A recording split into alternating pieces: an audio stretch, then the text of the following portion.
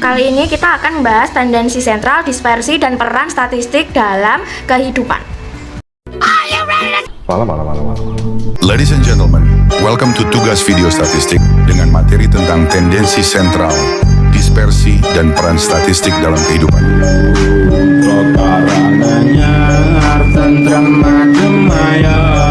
Bumi Surakarta lereng lawu lemah Jawa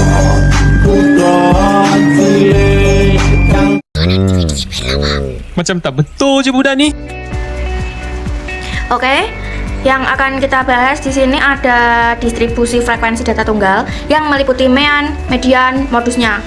Terus juga ada distribusi frekuensi data bergolong, mean, median, modus, ada dispersi, dan juga kita akan menjelaskan peran statistik dalam kehidupan. Nah, sebenarnya apa sih tendensi sentral itu? Tendensi sentral adalah konsep yang digunakan untuk menggambarkan kecenderungan data untuk berada di sekitar nilai tengah atau rata-rata dalam suatu distribusi. Tendensi sentral sendiri ada dua macam, yaitu distribusi frekuensi dan data tunggal dan distribusi frekuensi data bergolong. Nah, distribusi frekuensi data tunggal yaitu data yang menggunakan nilai asli atau nilai tunggal. Biasanya itu yang nilainya tidak digolongkan. Sedangkan distribusi frekuensi data bergolong, data yang menggunakan nilai tidak asli atau nilai tengah kelas. Nah, distribusi data tunggal dan bergolong ini ada tiga macam. Yang pertama ada rata-rata, nilai tengah atau biasa disebut median, dan juga modus atau nilai yang sering muncul. Rata-rata yaitu meratakan nilai pada setiap data dengan nilai yang sama. Rumusnya yaitu hasil penjumlahan nilai data dibagi dengan jumlah data. Nah, sedangkan median yaitu nilai tengah-tengah dari data mulai dari yang terkecil sampai terbesar atau sebaliknya. Sedangkan modus sendiri yaitu nilai yang sering muncul di dalam data. Nah, selanjutnya ada rumus frekuensi dari data tunggal. Yang pertama yaitu rumus mean. Nah, di sini tuh ada contoh soal dengan mean, soalnya itu angka 3, 4, 5, dan 6. Nah, rumusnya yaitu hasil penjumlahan nilai data dibagi dengan jumlah data. Nah, di sini kan nilainya kan ada 3, 4, 5, dan 6 itu dijumlahkan lalu dibagi dengan 4 dan ketemu hasilnya yaitu kan 24 terus dibagi dengan 4 itu. Jadi hasilnya yaitu kan 6. Ini hasil meannya dari angka ini. Nah, untuk yang median seperti kita tahu median ini kan nilai tengah. Nah, untuk contoh soal di sini ada angka 1, 2, dan 3. Berarti median dari angka ini adalah 2. Kalau angkanya tidak urut atau contoh soalnya ini di sini ada 67, 70, dan 73, kita menggunakan rumus pembagian. Kita anggap saja angka 70 di sini belum ada ya, teman-teman. Jadi kita jumlahkan angka 67 dengan 73. Terus dibagi dengan 2. Hasilnya ketemu 70. Untuk modus sendiri, kan modus itu kan nilai yang sering muncul atau nilai yang frekuensinya paling tinggi. Kita bisa lihat dengan contoh soal ini, nilai yang frekuensinya paling tinggi adalah di nilai 3. Jadi modus dari data ini adalah 3. Pembahasan kita selanjutnya yaitu dispersi. Ukuran distortion atau D adalah ukuran yang dapat memberikan gambaran terhadap sebaran data. Dispersi sendiri ada dua macam. Yang pertama parameter, yaitu ukuran tendensi sentral dan dispersi yang dihitung dari populasi disebut parameter ini. Sedangkan yang statistik yaitu ukuran tendensi sentral dan dispersi yang dihitung dari populasi. Nah,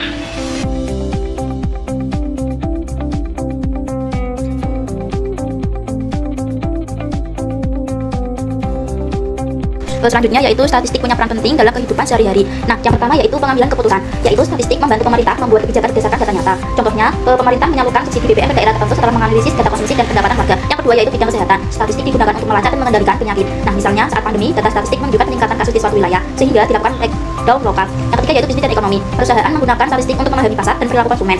Misalnya yaitu sebuah brand minuman menganalisis data penjualan untuk menentukan rasa baru yang diminati konsumen. Yang keempat, pendidikan. Statistik dipakai untuk menilai dan meningkatkan kualitas pendidikan. Contohnya yaitu seperti Dinas Pendidikan menganalisis nilai ujian nasional untuk mengetahui sekolah mana yang butuh peningkatan fasilitas. Selanjutnya adalah nomor 5 yaitu ilmu pengetahuan dan penelitian. Statistik digunakan untuk mengolah data penelitian dan menarik kesimpulan secara objektif. Contohnya seperti penelitian menggunakan uji statistik untuk mengetahui apakah metode belajar baru lebih efektif dibanding metode lama. Yang keenam yaitu cuaca dan iklim. Prediksi cuaca dan tren iklim dibuat berdasarkan data statistik jangka panjang. Contohnya, BMKG memprediksi hujan deras minggu depan berdasarkan pola curah hujan selama beberapa tahun terakhir. Yang nomor 7 dan terakhir yaitu sosial dan politik. Statistik digunakan untuk membaca opini publik dan mengevaluasi kebijakan pemerintah. Contohnya, lembaga survei mengumpulkan data kepuasan masyarakat terhadap kinerja presiden lalu menyajikannya dalam bentuk persentase. Halo semuanya, hari ini kita akan membahas tentang rata-rata. Sebelum ke datanya yang ada di sini, kita perlu bahas sebentar apa itu rata-rata. Rata-rata adalah salah satu cara untuk mengetahui nilai tengah dari sekumpulan data. Biasanya kita menggunakan rata-rata untuk mengetahui nilai umum dari data yang berbeda-beda. Bagaimana sih cara menghitung nilai rata-rata itu? Menghitung nilai rata-rata itu sangat mudah. Di sini sudah ada data yang belum dikelompokkan, yang artinya masih data yang sah. Nah, di sebelahnya di sini sudah ada data yang sudah dikelompokkan. Yang di sini tuh masih ada nilai 51. Di sini nilai 51-nya 1, tapi frekuensinya ada 2. Sampai ke bawah seperti itu. Selanjutnya, kita akan menghitung bagaimana sih caranya menghitung nilai rata-rata di Excel. Nah, di sini tuh sudah ada nilai dikali frekuensi. Yang artinya nilai 51 ini dikalikan 2, hasilnya 102. Begitupun seterusnya. Selanjutnya, kita akan menghitung bagaimana sih cara menghitung rata-rata. Selanjutnya kita sama dengan sum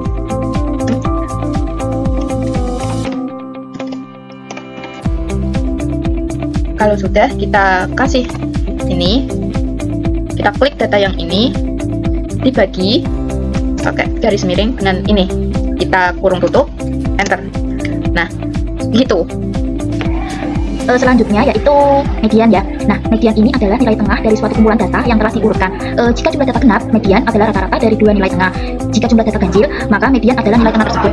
Nah, dari data ini X1 sampai X20 ini ya. Data ini merupakan data genap. Nah, jadi X1 sampai 20 itu maka nilai tengahnya yaitu X10 sama 11 ya, teman-teman. Jadi langsung saja kita tulis ya, median sama dengan ini kan sudah tercantum nilainya, maka kita ganti di sini saja ya. Ini nilainya kan 82 kurung buka 82 ditambah 82 kurung tutup terus dibagi 2. Jadi median dari data ini X1 sampai X20 yaitu mediannya 82. Selanjutnya ada modus. Modus itu nilai yang paling sering muncul, atau bisa disebut juga nilai yang frekuensinya paling tinggi. Nah, dari data ini, kita bisa melihat nilai 51 itu frekuensinya 2, 59, 1, 641, dan seterusnya. Dan di sini ada 82 yang frekuensinya 3.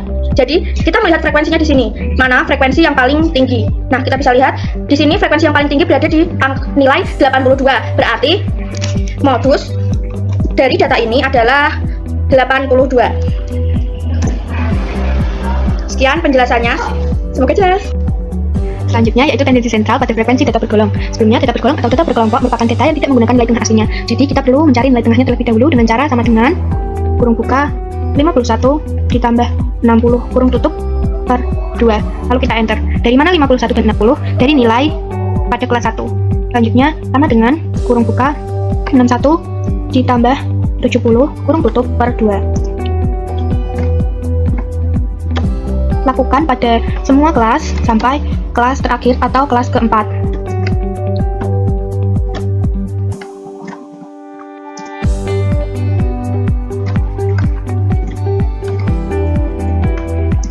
Selanjutnya mencari fx dengan cara sama dengan frekuensi dikali dengan nilai tengah. Lalu kita enter. Lakukan pada semua kelas sampai kelas kelima.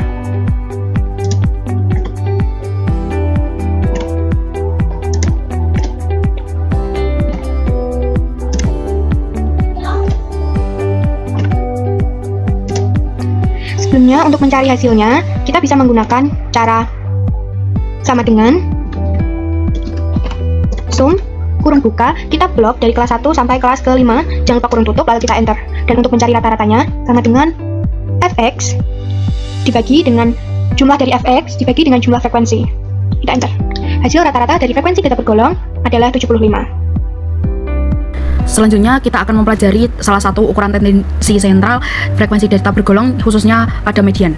Median sangat penting karena menunjukkan nilai tengah dari suatu kumpulan data.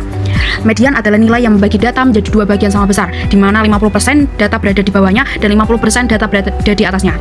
Pada data bergolong, data yang sudah dikelompokkan dalam interval kelas, kita tidak bisa langsung menentukan median seperti pada data tunggal. Kita perlu menggunakan rumus interpolasi, yaitu diantaranya kita perlu mencari B. B itu tepi bawah kelas median. L itu luas atau panjang lebar kelas. N yaitu jumlah data atau frekuensi. F besar yaitu frekuensi sebelum frekuensi kelas median, dan F kecil yaitu frekuensi kelas median. Selanjutnya kita akan mencari langkah-langkah menghitung median data bergolong. Langkah pertama yaitu kita mencari median. Nah, ini kan contohnya total data ada 20. Jadi, artinya median terletak di data ke 10 dan 11, yaitu di tengah-tengahnya. Nah, anggota ke 10 dan 11 itu kan berada di kelas ketiga. Jadi, mediannya itu berada di kelas ketiga. Jadi, tepi bawah kelas median itu hasilnya 71. Nah, kita kurangi dengan 0,5. Jadi, hasilnya 70,5. Kenapa kita perlu mengurangi 0,5? Karena mediannya berada di antara anggota ke 10 dan ke 11. Nah, kita mencari tengah-tengahnya, yaitu 70,5. Nah, selanjutnya yaitu kita mencari luas atau panjang atau lebar kelas. Jumlah dari nilai 51 sampai 60 itu berapa, 61 sampai 70 itu berapa, 71 sampai 80 itu berapa, dan seterusnya. Nah, jumlahnya kan setiap kelas itu jumlahnya tuh berapa? Nah, jumlahnya kan 10, jadi L-nya itu 10.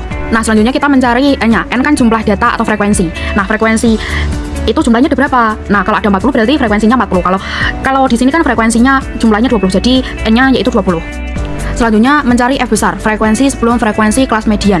Jumlah frekuensi sebelum kelas ketiga itu berapa? 3 dan 4, jadi jumlahnya di total itu semua jumlahnya ada 7. Jadi F besarnya adalah 7. Sedangkan F kecil yaitu frekuensi kelas median. Nah, kelas ketiga itu jumlahnya frekuensinya berapa? Nah, itu jumlah dari F kecil.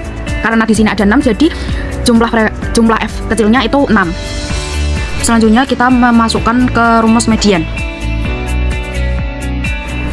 Yang itu yang pertama sama dengan, terus kita masukkan B-nya, terus ditambah L-nya, terus jangan lupa dikasih kurung dulu sebelum ditambah dengan L, dikali dahulu, terus 1/2, terus N-nya dimasukkan, terus dikurangi F besar, terus dibagi dengan F kecil. Jangan lupa dikasih kurung dahulu. Jadi hasil median yaitu 75,5. Selanjutnya, kita akan menjelaskan modus pada data bergolong. Modus adalah nilai yang paling sering muncul dalam suatu data. Tetapi kalau datanya berbentuk data bergolong, artinya sudah dikelompokkan ke dalam kelas-kelas. Kita tidak bisa langsung melihat nilai yang sering muncul. Maka kita gunakan rumus untuk mencari modusnya terlebih dahulu. Di sini kita bisa mulai mencari B-nya terlebih dahulu, karena pada saat mengerjakan median B sudah diketahui hasilnya, yaitu 70,5. Kita tulis. Selanjutnya L juga sudah diketahui hasilnya, yaitu 10. Selanjutnya kita mencari D1 dan D2. D1 yaitu selisih antara frekuensi kelas modus dengan kelas sebelumnya, di mana kelas modus berada di kelas 3 yang frekuensinya 6, dan kelas sebelumnya yaitu kelas 2 yang frekuensinya 4. Jadi selisihnya 6 dikurangi 4 sama dengan 2. Jadi D1 selisihnya 2. Kita tulis 2. Selanjutnya kita cari D2. Selanjutnya D2 yaitu selisih antara frekuensi kelas modus dengan kelas setelahnya, di mana kelas modus berada di kelas 3, frekuensinya 6, terus kelas setelahnya itu kelas 4, frekuensinya 5. Jadi selisih antara kelas modus dengan kelas setelahnya adalah 6 dikurangi 5 sama dengan 1. Setelah kita pastikan terlebih dahulu semua data yang masuk ini, kita memasuki rumus dari modus. Rumusnya yaitu kita bisa mulai memasukkan B terlebih dahulu.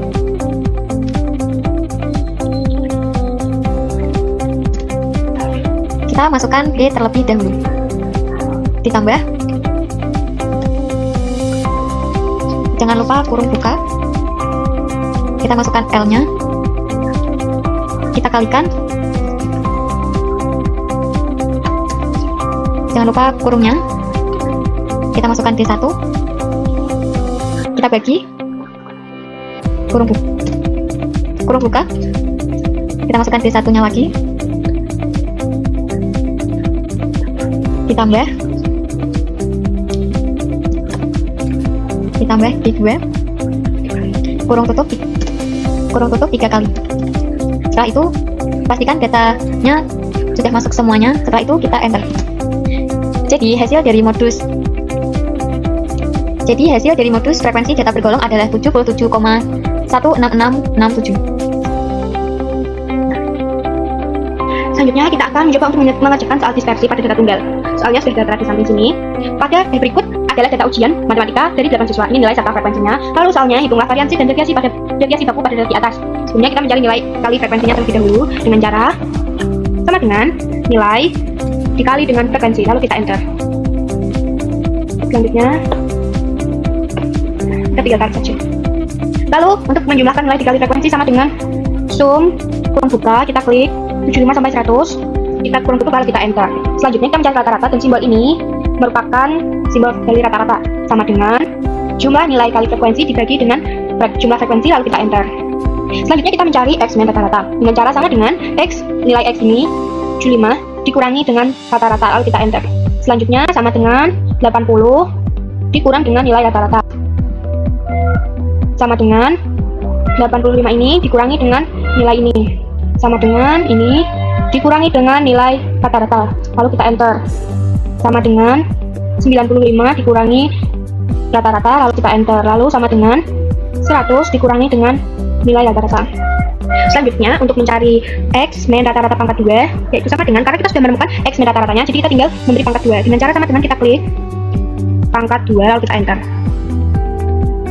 Kita lakukan sampai pada kolom terakhir.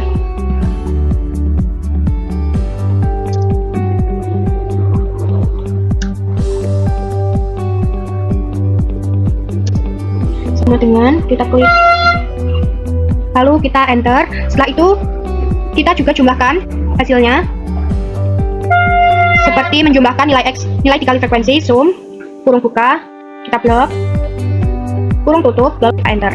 Selanjutnya kita mencari s pangkat 2. Rumus s pangkat 2 yaitu sigma x min rata-rata pangkat 2 dikurangi n min 1. Karena di sini kita sudah menemukan x min rata-rata pangkat 2, jadi kita tinggal memasukkannya sama dengan rumusnya x min sigma dari x min rata-rata pangkat 2 dibagi dengan n itu sama dengan frekuensi 8 dikurangi 1 lalu kita enter. Kita sudah menemukan hasilnya. Lalu ini adalah hasil dari variansinya. Untuk deviasinya S sama dengan akar dari S pangkat 2 ini.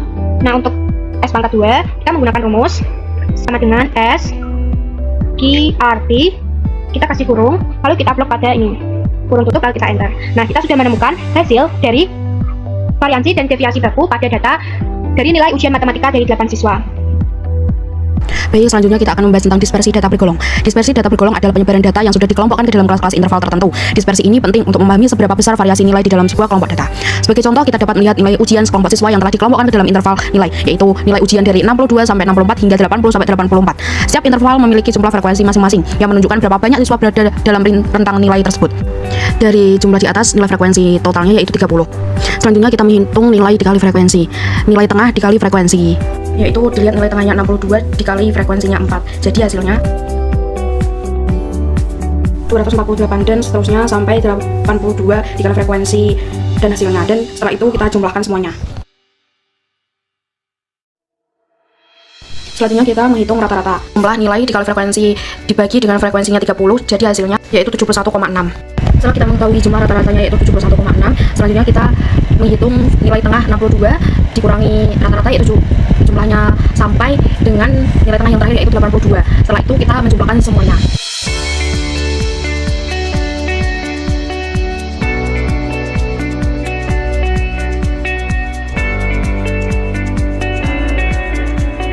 Setelah kita mengetahui X dikurangi rata-rata yaitu jumlahnya 1,6, selanjutnya kita mengkuadratkan semuanya.